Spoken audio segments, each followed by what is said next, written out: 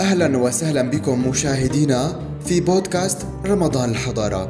إليكم ما هو مفيد في شهر رمضان المبارك عن الرحمة. رحمة النبي صلى الله عليه وسلم بالمؤمنين. عن عائشة رضي الله عنها قالت: إن كان رسول الله صلى الله عليه وسلم ليدع العمل الذي يحب أن يعمل به خشية أن يعمل به الناس فيفرض عليهم.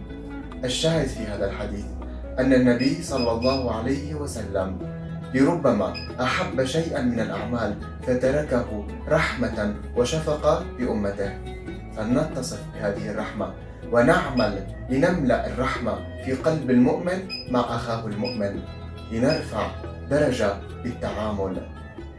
دمتم بخير وإلى لقاء آخر. عن أبي موسى رضي الله عنه قال: قال رسول الله صلى الله عليه وسلم: المؤمن للمؤمن بعضه بعضا. أكمل الحديث.